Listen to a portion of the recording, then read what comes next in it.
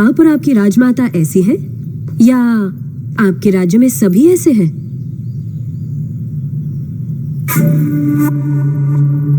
ऐसे उपहारों के लिए आप जैसे लोग पूंछ हिलाते होंगे, लेकिन मेरे लिए ये पैरों की धूल समान है। देवसेना! अमात्या! इस अहंकार का एक अंश भी अगर आपके युवराज में होता तो मैं उनके पौरुष पर मोह जाती। ऐसे निकम्मों के साथ मैं क्या? हमारे राज्य के कुत्ते भी ब्याह नहीं करेंगे। देवसेना! वाह राजकुमारी! महाराज, आप ही को समझाइए। ये उसका निर्णय है महामंत्री। अपना उत्तर लिखकर भेज दो देवसेना। विरिंची, माहिष्मति की राजमाता शिवगामी देवी को कुंतल देश की राजकुमारी देवसेना आदर के साथ लिखती है। आपका पुत्र कैसा है, उसमें क्या क्या गुण है, ये बताए बिना केवल उपहार भेजकर आप चाहती हैं कि मैं उसे महान समझ लूं। लेकिन मैं समझती हूँ कि वो एक औरत के पीछे छुपने वाला महावीर है। आपके भेजे हुए गहनों के साथ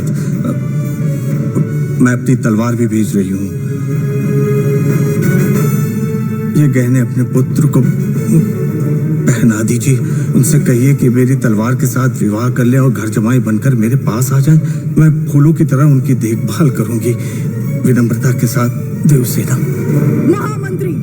राजमाता, हमारे सेनापति से कहिए कि वो तुरंत ही कुंतल देश पर आक्रमण की तैयारी करे। शिवगामी, चिड़िया को मारने के लिए ब्रह्मास्त्र क्यों?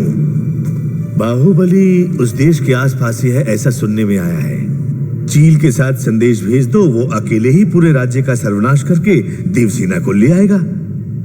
हमने विवाह की शहनाई बजानी चाहिए और उसके घमंड ने युद्ध के नगाड़े भिजवा दिए। देवसेना को बंदी बनाया जाए।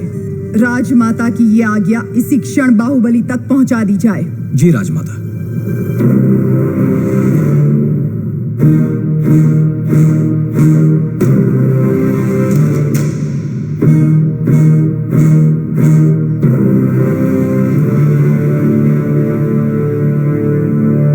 इतना बड़ा प्रस्ताव भी इतने क्रोध से ठुकरा दिया, इसका अर्थ यह है कि वो मुझसे बहुत प्रेम करती है, समझे? प्रभु, मुझे ऐसा सुनने में आया है और दासियों में भी कानाफूसी है कि राजकुमारी उस मंद बुद्धि के लिए प्रेम गीत गा रही हैं। वो मंद बुद्धि? हाँ प्रभु। उसे हाथी से कुचलवा दूंगा।